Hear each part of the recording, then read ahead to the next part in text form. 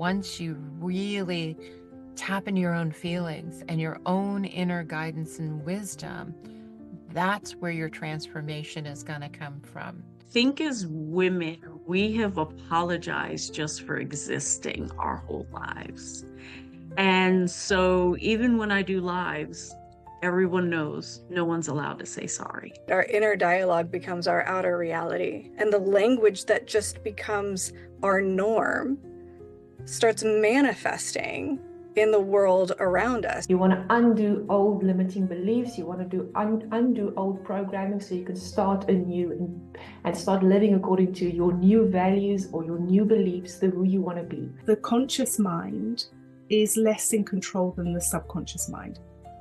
So it's fine to say, I don't want to think this or that or whatever, want to change things. But the subconscious mind, if it's programmed to automatically say things or respond in a particular way, it's usually going to win out. Hey everyone, it's Sophia from Sacred You. Thank you so much for being here. A quick message before we dive into today's discussion. You may have been watching our videos, but have not had a chance to hit that subscribe button. So if you have gained value from our conversations, from our channel, it would be so appreciated for us if you would hit that subscribe button below right now and even give us a like. What that means is not only does it allow us to grow our subscriber base, but it also allows us to bring in even more guests for you to listen to. And you will be one of the first ones to be notified. So please hit that subscribe button and let's get started on today's wonderful panel discussion.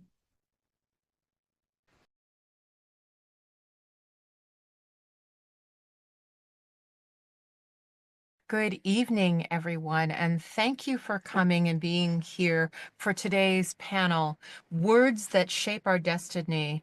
Are you sabotaging your success? We have 4 people who are here, and they are experts in their own field, and I'm going to have them introduce themselves in just a minute. They'll give you a very short answer about what they do, but you'll have an opportunity at another time to learn more, and you can learn more through the whole panel of the discussions where they're answering. So TYWANAH, I'm going to start with you. So please give us a little, your name and a little bit about your background, please. Hi, I'm TYWANAH EVETTE. I also go by Black Butterfly Goddess. I am a spiritual strategist, a trauma recovery facilitator, published author, and women's advocate, and I help women heal generational trauma and step into their power and purpose. Very nice. Thank you. So now I have Amber. Yes, hi, thank you. My name's Amber MAHONEY. My company is called Divinus Lux, and it means divine light. And I am a divine soul realignment guide.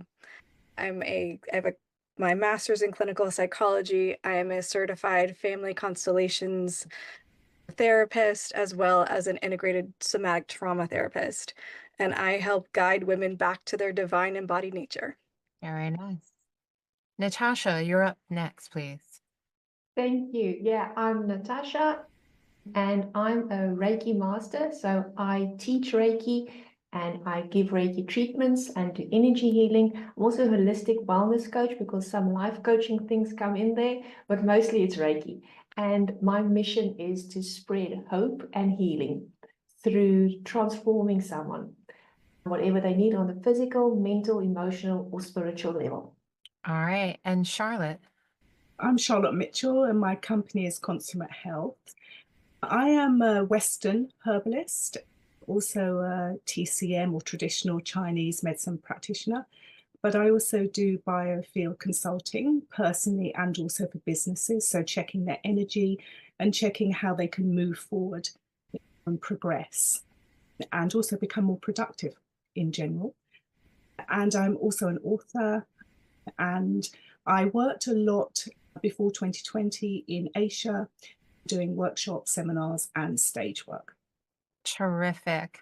I suppose the last person on this panel is myself. I'm Lesley NASE.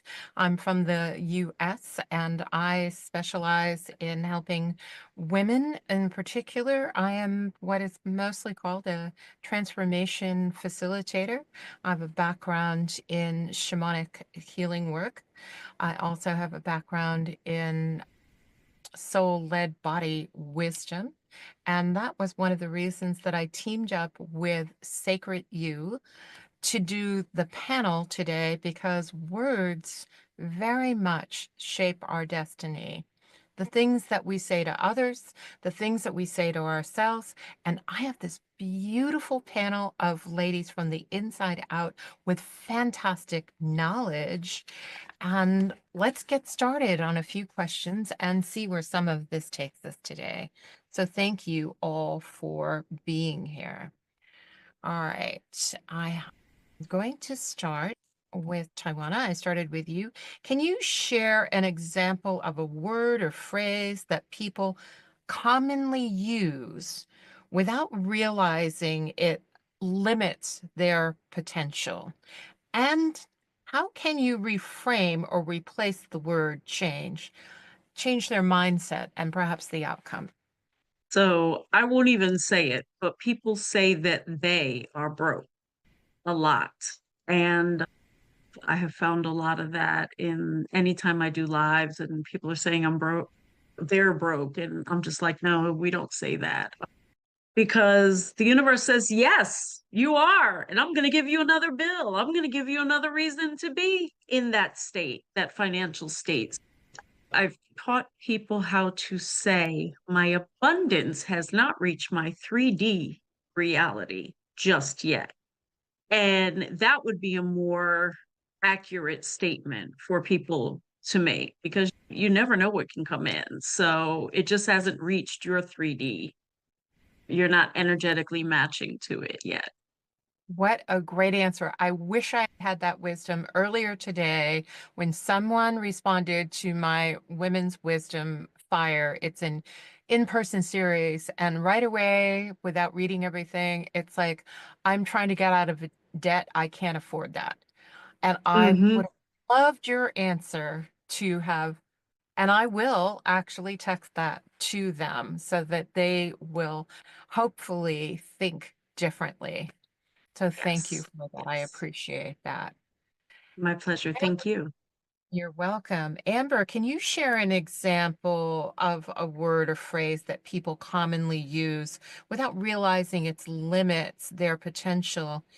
And do you have, now you replace it, and a word that I'm going to start with that one, the same thing here. I was going to switch it up, but I think I'll wait and switch it up at the end. So how can reframing or replacing the word change their mindset and outcome? Sure. I think a really basic one is I should or I have to. I should do this or I have to do this. And that really creates this space of obligation and external pressure and almost victimhood. Like you're releasing, I don't have power. I have to go do this. I should go do this. There's like this weight and like lack of choice, lack of sovereignty. Now, if we say I choose to, if you actually claim it, and it really helps you like identify, is this something that I really want to do? Is this Mm. something that aligns with me? Is this something that's somehow going to serve me? And if I can place this into this place of I choose this, then I have agency, then I have sovereignty, then I'm actually the master of my world, and I am not living in reaction to these things that are being put on me or this role that I'm playing of shoulds or have tos. So that's one of my favorite, really just like easy, and I hear it all the time. I should do this. I have to do this. Instead, I choose to. Way more empowering. Fantastic answer, especially for women. The empowerment of feeling like I choose to do this.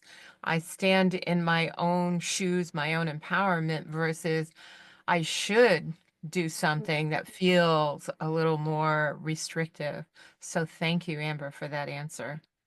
Natasja, do I need to read the question again, or do you have it? Okay, go ahead. Thank Yeah, mine is, oh, I can recommend that people, oh no, we start again. Especially the kind of people that we work with as a panel, and anyone that is interested in the Sacred You community is probably on a path of changing themselves, right? You want to undo old limiting beliefs, you want to undo old programming so you can start anew and start living according to your new values or your new beliefs, the who you want to be. And then every time we then say, but I was taught this, or I was raised to believe that, whatever comes after that is the limiting belief.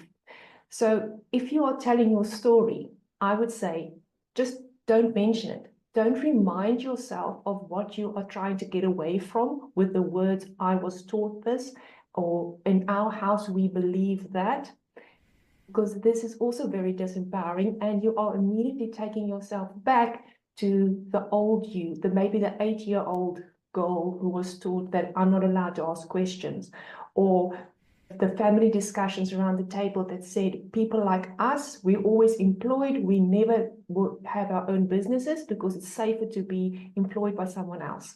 So my recommendation would be stop saying things that remind you that these are beliefs that were imprinted on you if you are on a journey of trying to find yourself and becoming a new you.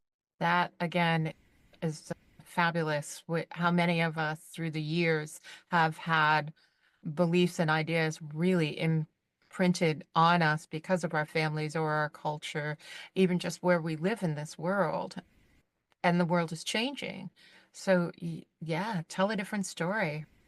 Nice. Very nicely done. Charlotte. I think it's words like, it's hard, it's difficult, I can't. And I think that our society tends to produce those words in abundance.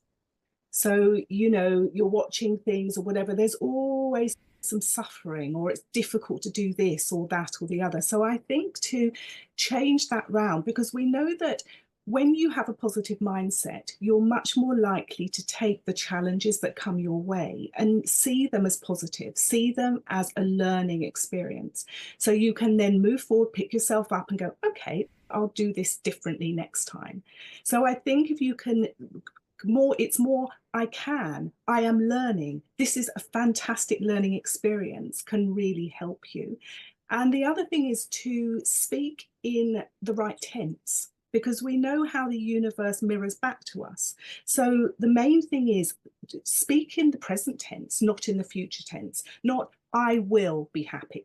No, I am happy now. I am learning to be happy in a flourishing way, whatever words you'd like to use.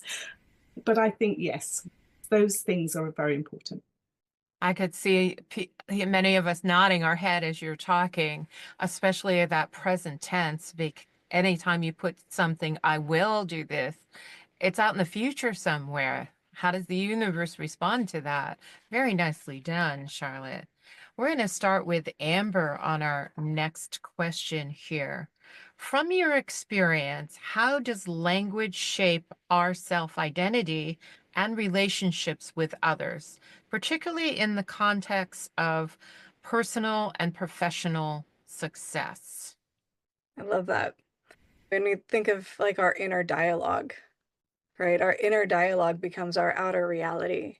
So the words we're saying to ourselves, the self-talk that we have, if we're not aware, I love what Charlotte said, oh my gosh, everything's so hard, or I can't do this, or all of these limiting words that inhibit action, inhibit possibility, inhibit us from engaging, that create these boxes that we start to live within, that like start boxing us in. So this inner dialogue that comes, like Natasja had said, from our families, these beliefs that we have, and the language that just becomes our norm starts manifesting in the world around us. So in our professional life, oh, this is so hard, or oh, I failed. It's no, I'm in process. I'm learning. I'm in this, I'm in development. How do we see ourselves and how do we relate to ourselves? That which is completely then transforming or confining the world around us. I'm in process. I'm learning. That's a great way to remember as we evolve at this time, that we're in process, we're learning. Natasja. Yeah, that was a ja in Afrikaans for yes. Sorry, I just slip out every now and again. So I can actually tell a story from my own life. Before I became this holistic wellness healer and Reiki and all those things, which is about, and doing it full time about 3 years ago, my whole life I've been a legal secretary. And I found myself constantly starting sentences, especially emails, with, I just want to follow up on this email. I just want to check on the progress of this thing from 3 months ago that you haven't answered me on. So the I just. And admittedly, it was because I was feeling like someone who is less than anything else that this person might have going on in their life, in their job at the moment. So I'm just the secretary, and I actually introduced myself as that a lot of the time. Oh, my job is, I'm just the secretary, just the whole time. And I was seeing myself as less than, and that then also translated into my emails. Like, my request for you to finally please respond to my email is less important than anything else you have. And eventually, I got the message that the job I was doing, who I am, is important, and just as important as anything else they might have going on, because I'm there to help them. In my role as a secretary, I'm supporting them. I had to step up into that. And with that, then I started realizing that saying something like, I just want to follow up, is wrong. So I just stopped using just. And nothing changed except my confidence levels. No one said, now you're rude, or why are you so demanding? Not at all. The only thing that was happening was that my emails read, I am following up on, or I'd like to check on the thing that you promised me. And my confidence grew, and I think everyone might, I do want to say, people started to treat me differently because I was thinking of myself differently. And my word choices, especially on email, because people can reread this, right? Emails gets forwarded, and there's an energy in our words. So every time they read my words, even if it was 3 weeks ago, the frequency of that holds. And they constantly, in this case, seeing me as someone that thinks of myself as less than them. So just, if you are using the word just, stop using it. I was very much about self-identity, and I love that you used a personal story. Recently, we watched some kind of musical talent, and this lady stood up there, sang beautifully, and then she said, I'm just a mom. And one of the judges happened to be female and a mother, and she leaned in and she told her, don't ever say you're just a mom, because you are so much more than that. And I relate to what you had to say about the self-confidence. That's wonderful. Charlotte, do you need the question again, or you've got something going? No, I think it's fine. I think we're in exciting times, really, because now it's more acceptable to understand that the universe is energetic. Whereas before it was very materialistic, it was very Newtonian. And so more people, I think, can start to understand that every single thing in the universe is vibration and has a unique vibration. So our words, our thoughts have a particular vibration that impacts not only on us, our bodies, our material, also on others, on our relationships and things like that. So I think knowing that is really helpful, because then we can start to realize why it's a good idea to change our self-talk or our mind chatter and things like that. I'm sure most people listening or watching will remember the work of the Japanese scientist, Dr. Masaru Emoto, and he worked with water. He got samples of water, for those that haven't seen his work, but he took samples of water from different places. Sometimes he would look at polluted rivers, for example, compared with streams, water from streams. And then he would freeze the water sample and it would create a crystal. And though the water from streams, for example, often looked or created these crystals that looked like snowflakes, and yet the ones from the polluted rivers really had no shape at all. They were really almost ugly, really, in look.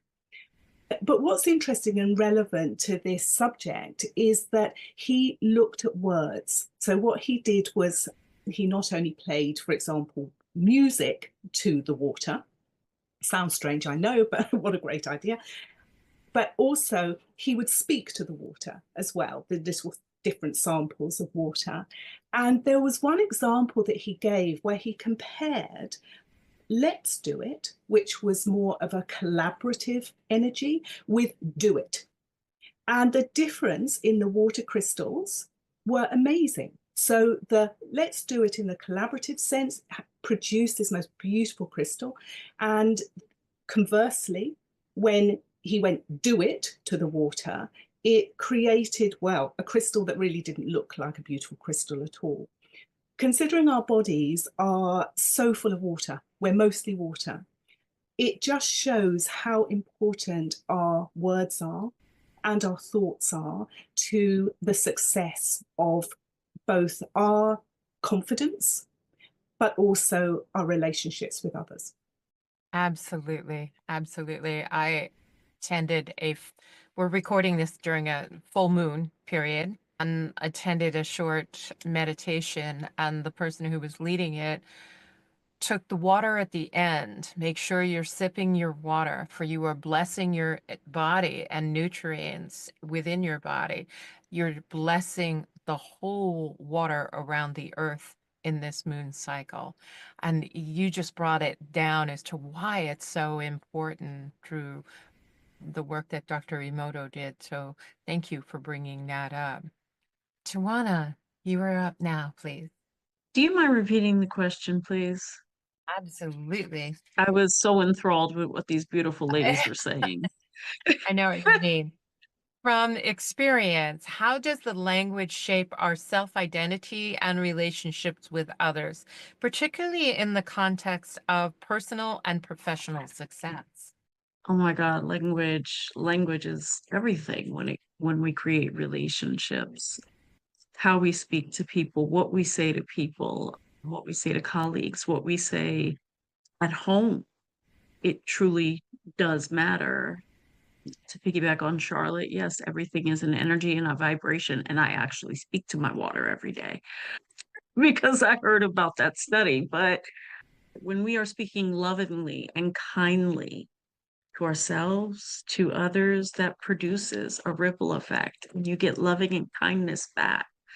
But when we are speaking negatively or screaming or shouting or doing things that would not be so yummy in our language, then you're going to receive that. It takes a toll on your body, your mind, your spirit, your soul, everything, every part of you.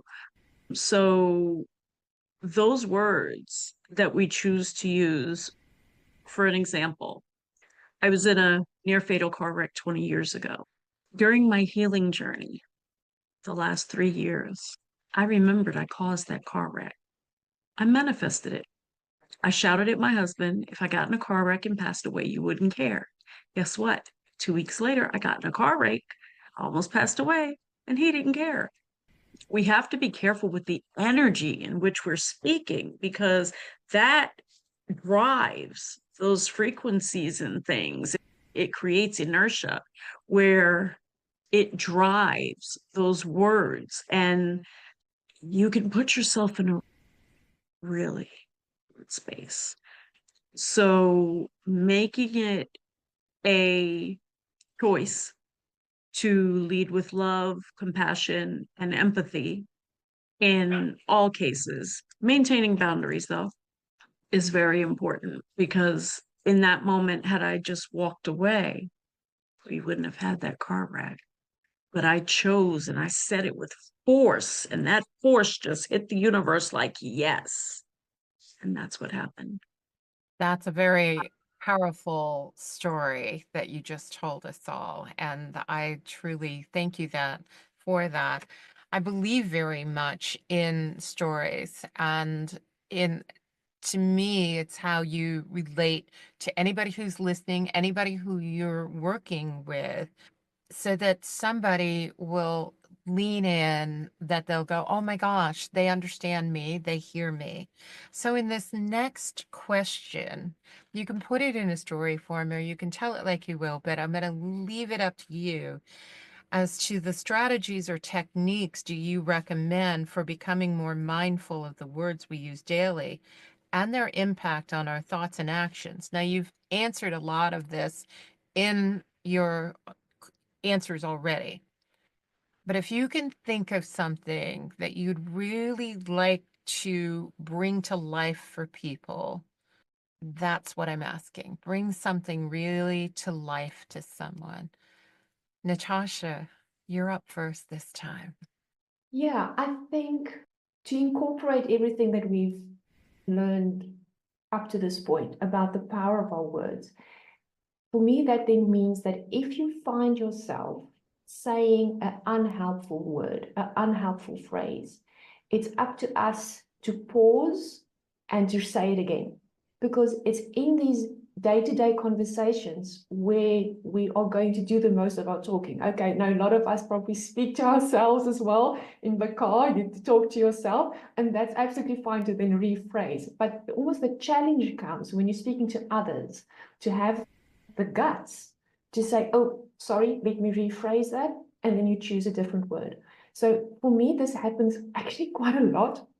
Or no, I'm rephrasing that. That used to happen often, where I'll be teaching a Reiki course, and one of the modules we talk about meditation. And I've got this pet peeve about the word in the guided meditation.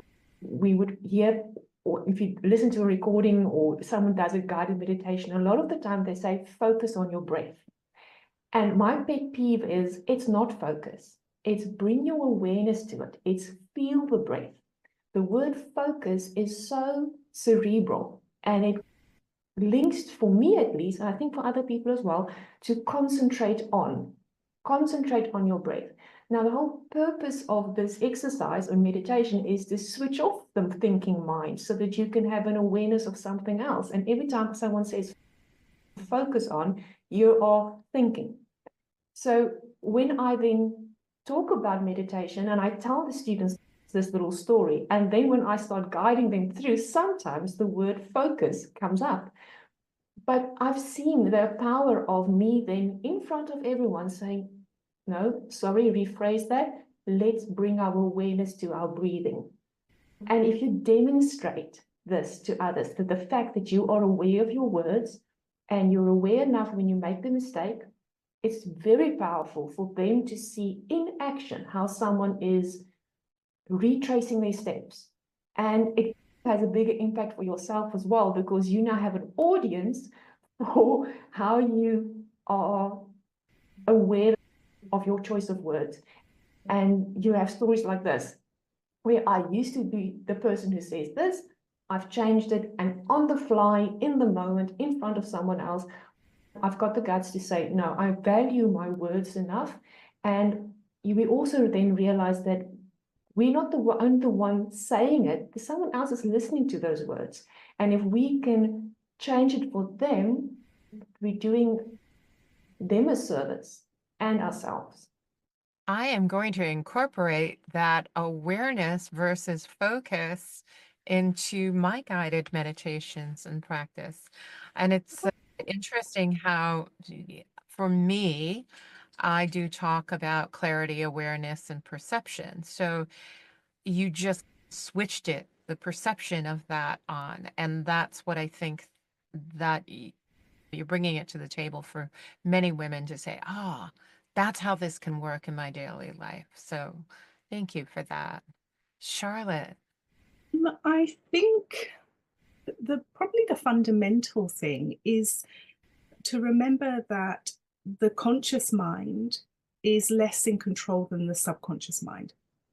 So it's fine to say, I don't want to think this or that or whatever, want to change things. But the subconscious mind, if it's programmed to automatically say things or respond in a particular way, it's usually going to win out. So the main thing is to work out, okay, so what are the programs in my subconscious mind that are automatically running my life? And what can I do about that? What can I do about those things? And also, I think, be aware that of your surroundings. What are you taking in? Who are you spending time with? What are you listening to? Because often they're very negative. It's very negative. And so it again goes straight into the subconscious mind, and then you start running from that. You keep running from that. So how do you change those things? I think one thing, I call it a thought audit, where every so often you tune in, you just stop, you breathe, you tune in, and you think, okay, how am I getting on? You know, what am I thinking? What have I been thinking over the last little while or whatever? And you can journal that. So you can write down the phrases that tend to be, you feel are negative, that are not helping you. And then switch it to the positive. So write something down alongside it that's positive, and then write those positive points or phrases or sentences onto a card, put it on your phone, do whatever you want with it, so that constantly when you're going around your business, your daily business, you can actually just glance at those. And then the subconscious will start to take note of it, of those positive phrases, as opposed to constantly being bombarded and barraged with the negative ones. And I think in that way, you can then move forward in the way that you would like to, and your life will flourish in the way that you want it to. I like that. You gave us all a way to self-regulate, to become conscious of what it is, and to write down the opposite. And then how do you self-regulate throughout the day with the phone or the paper or wherever you have it, the Post-it note. Very great advice. I like that. TYWANAH, do you need me to read the question again? Please, if you wouldn't mind. No. So I was asking in particular, this is what strategies or techniques do you recommend for becoming more mindful of the words we use daily and their impact on our thoughts and actions? But I was asking in a story form that people will remember. One of the things that I assign my clients are songs and affirmations, because subconsciously we will remember a song. I can remember songs from 1982, but if you ask me where I put my red pen, we're in trouble. And that happened 15 minutes ago. I make it fun, and I do things through song. And I only do things through positive song that were written with good frequencies so that their body is energetically shifting along with their mind. So that's one of the things that I do with my clients. But I wanted to say something that Natasja says. I try not to start sentences with, I'm sorry. I think as women, we have apologized just for existing our whole lives. And so even when I do lives, everyone knows no one's allowed to say sorry. If you didn't intend on hurting someone, then there's no sorry. So we can reframe that with a million different things. Thank you for waiting for me. But thank you for doing this for me. Thank you for doing that for me. But I try not to, and I'm evolving as we speak. So I try not to start out with sorry, because that has you're saying you as a being are sorry. And that's not what we are. We are powerful women. So that's something I stopped 2 years ago. And again, it slips out every once in a while, but I try to cancel, clear, delete it out. Let's move forward. But my technique is always through frequency and song. I'm a music lover. I don't do television, but I do have frequency music playing all day. And I do listen to positive, uplifting music if I'm not on TikTok live, then it's just 90s R&B. For myself, and while I'm working on my business, there's always a higher frequency playing. I choose one for the day and we just go with it. I agree. I am not somebody who wants words in my head from music, so the high frequency is what I play throughout the day as well. I Mhm. find that and some essential oils that also help bring that up as well. And I am someone I can't wear a watch because it speeds up and constantly, no matter what, I'm like 5 minutes late. And I used to always say the two words that you said. And then I said, no, I'm not at all. You take me as I am. And if this is when I come in, this is when I come in. It's my own time. So I just go with that. So it's a very empowering tool for all. Thank you. Amber. Yes. One of my favorite practices, one of the things that helped change my life in the last 4 years in my healing journey was morning pages.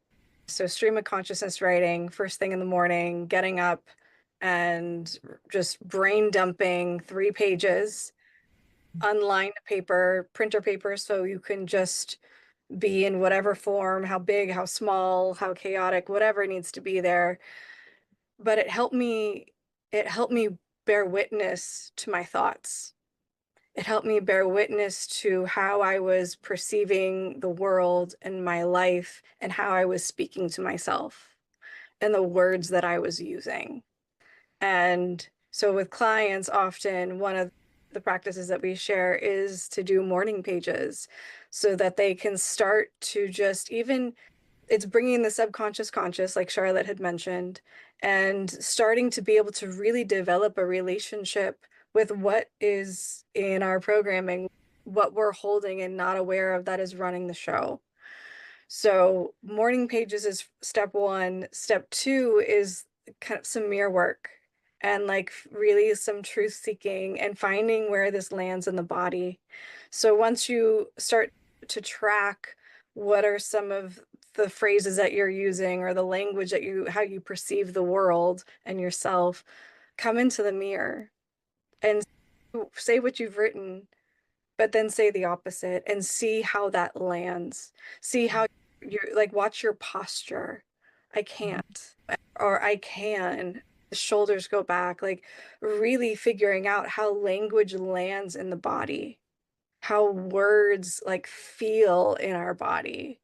So it's creating the awareness and then creating this new pattern of feeling. So the next time we're speaking, it's like, I can, and I don't have to shrink down and I don't have to apologize. It's already here. It's in me. And it's just developing that awareness and relationship with all of our potential. Definitely. I love the fact that you're doing mirror work. If we think of it like we're on Zoom and we've got mirror images of ourselves in front of us right now, but most of the time we don't see what we look like. We don't see how we talk, how we react, what our expressions are, but everyone else does. And we have been taught, you may disagree with me, feel free, to take on what everyone else is saying about us to us, and we're not feeling the body. We're not, where is that feeling within our body? And I feel very strongly with the women in particular that I work with that once you really tap into your own feelings and your own inner guidance and wisdom, that's where your transformation is going to come from. And as we said, we're living in an exciting time. So I'm wondering if you have seen significant transformation in someone's life or career just by the way they change, the way they speak, the way they walk, the words they focus on. And Charlotte, you have some examples. We'll let you lead first this time. Can I just follow up what Amber was saying? I did morning pages for some time and I found them really helpful.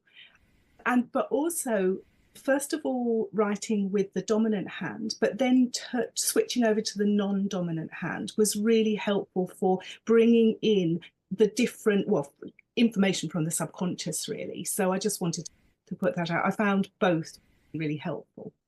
That's And great. I suggest that as an exercise for people Thank you for that. to shift things in their life. Okay, so some examples. But I had a client who used terrible language.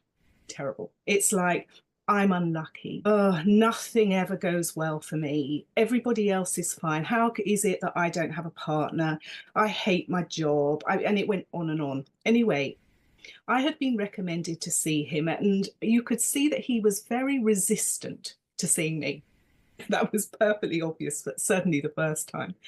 And so I talked him through and tried to explain what I did and how I did it. And you could just see him there like this going, oh yeah, okay, let's hope she gets out pretty quickly. But fortunately, I gave him some healing as well. And after the first session, he did decide to come back. And then he decided, okay, all right, I'll try. But he was completely skeptical about it. And I have to say, it did take us about 6 months. I did coaching with him. I did some healing with him. I talked to him. And over the time, the language slowly started to change. But he just said, the thing is, I can't trust that things are going to get better. You know, because of things having gone badly for him in the past, he had a really awful relationship. He had a good relationship, but it ended in a terrible way. He just completely lost trust. So he didn't trust that anything was going to help him improve. So it was a battle. It was a little bit of a battle. And I know that's probably not the best word to use, but for him it was. So we reframed the language and started to get him to be more appreciative of what he already had. He had a job. He didn't particularly like it, but he did have a job. He had his exciting car that he just bought, the Tesla, that he wanted for years and years. So he already had that. He had things. He had a roof over his head. He had a family. He didn't get on with the family, though. And what we found was that as his language started changing, so we reframed and said, look, start to be positive, even if at the moment you don't feel positive. He started to notice small things happen. So first of all, he noticed that, because I told him, okay, watch out for the small things. He noticed that there would be a car space for him to pull into, which was just wherever he went. And then it went on to him getting a great job where the colleagues were really supportive. He really started enjoying it. He then got a partner. Actually, he did have a partner, then they split up, but then he found somebody else, and now they're getting married. They're engaged now. They're getting married in about 6 months' time. And although I would say that his relationship with his family is not perfect, he's found a way to live with it, live with the different personalities, live with how they think very differently. So yes, the language made a massive difference. It took time to shift within him, but once it did, it really opened up his life. I think the most important thing I heard from that was it takes time. You really pay attention and you do the work. It takes time. It shifts, and that's an excellent story and way of telling us that. TYWANAH, do you have something you'd like to add? Yes, I have a client, and I usually don't do this because friends who are clients don't usually work out. But she came to me. I've known her 20 years. Our kids were raised together, and she was desperate. And she's like, I don't know how I'm going to change this. I'm too old to change, and blah, blah, blah, blah, blah. I'm like, you called me. Just give me a chance, okay? Give me a chance. 4 weeks later, she doesn't speak the same. There's no doubt. She said something Saturday. She was like, that no, I'm just closer to my yes. And I'm like, who's this woman? What did you do? Where are you? But when she came, it wasn't that way. She was in a battle with her children and just desperate. and not even acknowledging her own trauma. And I think sometimes we get stuck in that cycle because we're not acknowledging our trauma. I did for 47 years. I held a very deep traumatic secret for 32 years.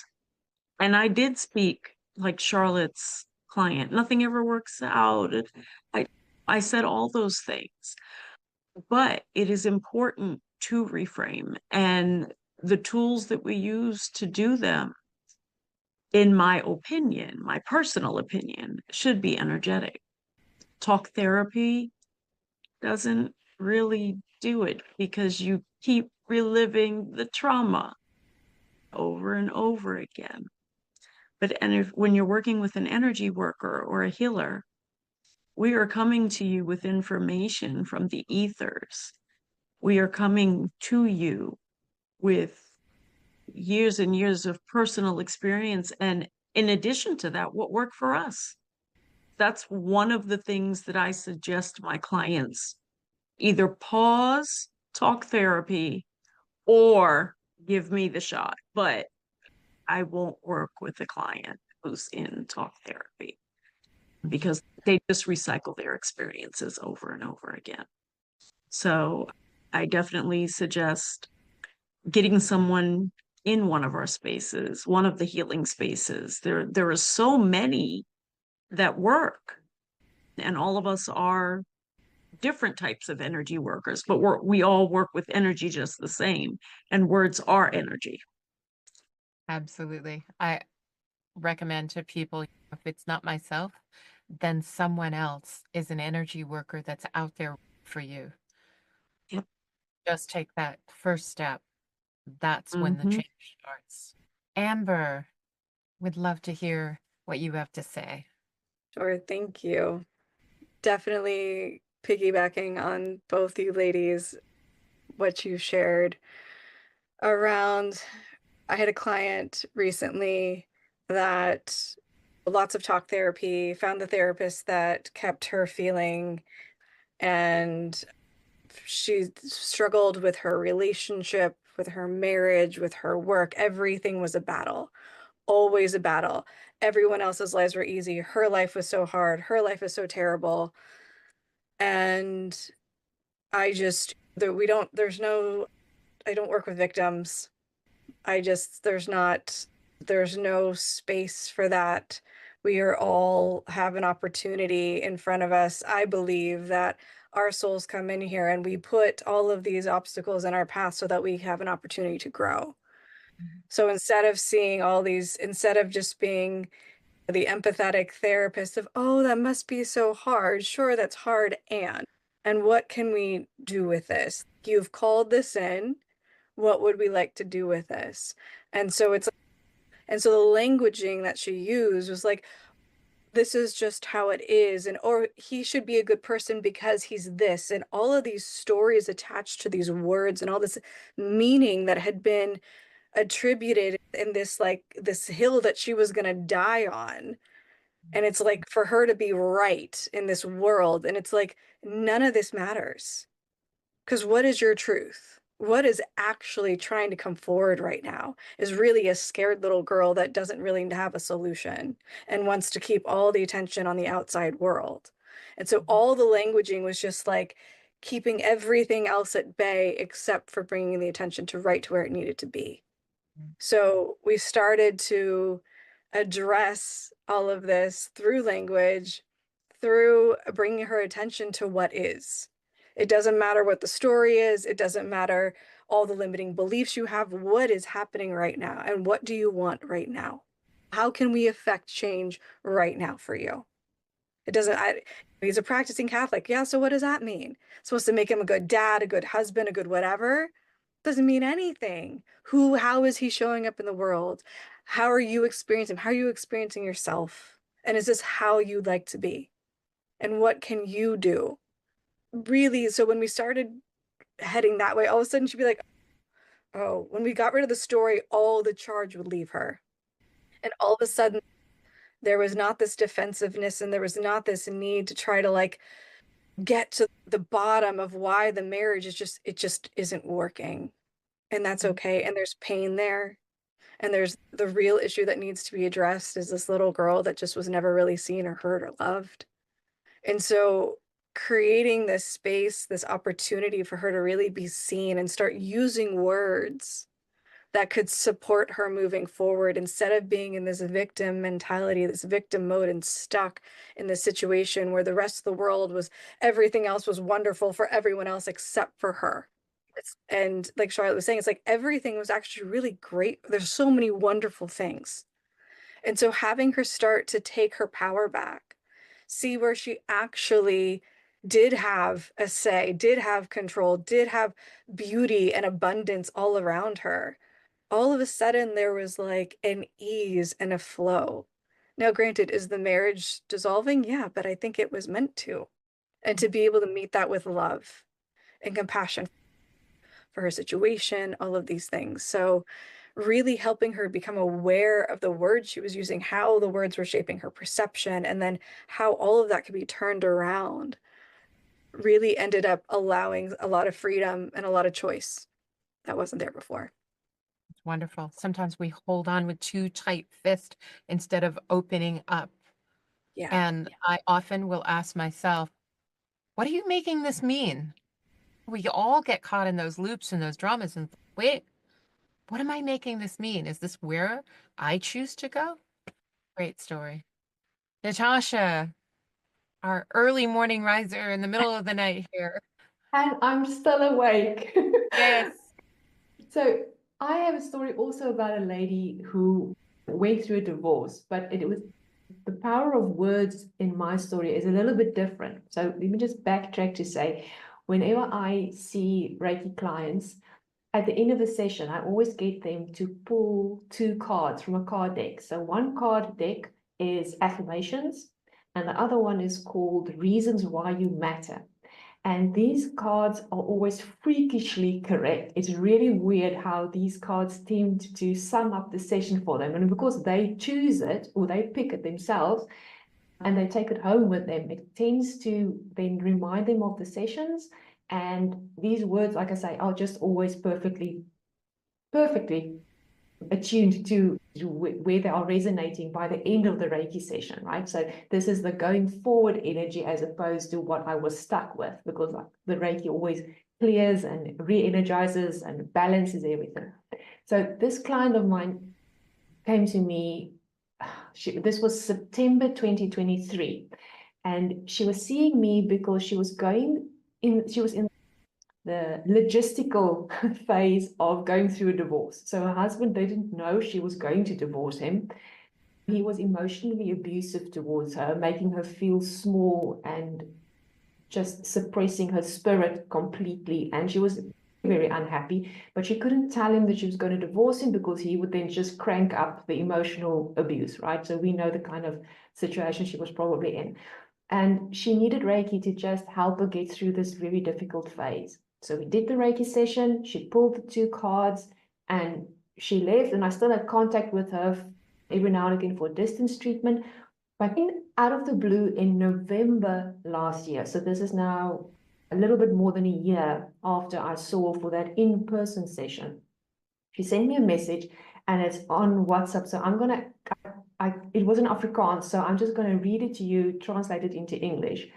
And she was saying, she took the photo of the 2 cards that she had pulled. Now, I'd obviously forgotten what these 2 cards were, but she took the photo of them and she said to me that she read these every morning and she kept it in her heart, and that it carried her through many difficult months, and that I would probably never know the value, how valuable these words was for her in the time that she was going through her divorce. So this is the power of words, where you were just looking at them. She didn't even need to rephrase what she was saying, what she was thinking. And the words that the words on the cards were, the one was, you are important. And the other one was, I have a place in this world, and there are people who are thankful that I exist. So now you can imagine her pulling these 2 cards in September 2023, just about to go through this divorce from an abusive husband, which was not thankful for who she was making her feel not important. And then looking at them for a whole year. And by November 2023, she had divorced him. She was moving in with her daughter.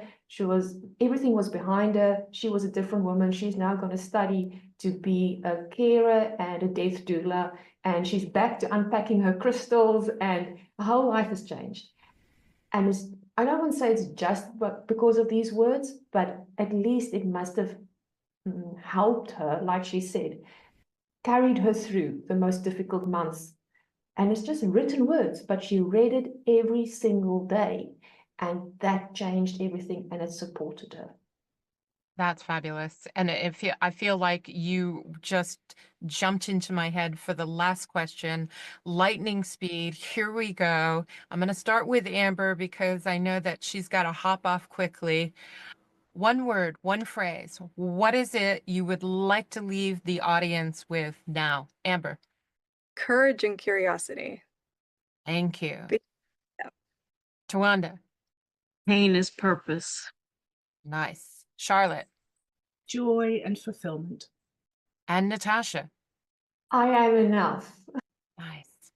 I am grateful that all of you women chose to be here tonight to share with so many others your wisdom, your guidance at this time, because you are so needed in this world. You are the thought leaders that the world needs now. Thank you very much, all of you. And Sophia, we are back to you. Yes, and thank you ever so much, Lesley and TYWANAH, Amber and Charlotte and Natasja, for an incredible panel discussion. I've been sitting here listening. Oh my God, such wonderful tips from music, playing songs, doing that. Love it, TYWANAH. From writing down posture, think of our posture. It's very important. And that to notice the small things in life. Really, thank you, Charlotte, for mentioning that, to really just notice the small things.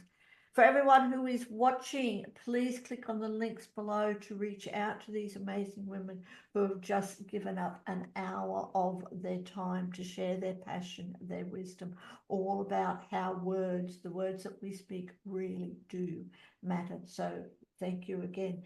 And while you're there, check out Sacred You. Come and join us. We are excited. We have our free village membership. So come and join us. Check us out at Sacred You. That's the letter U, .love, sacredyou.love/join free. We got so much available, lots and lots of live events, including these many panel discussions that are coming up. Our beautiful Natasja is joining us again next week. I do believe I had it all up here. Healing in Harmony, align your chakras, align your life. That's coming up next. Do check it out. And again, thank you, Lesley, for facilitating a wonderful panel. And for all our panelists, for TYWANAH and Charlotte and Amber and Natasja, I honor you and I value you. And we will see you next time. Thank you.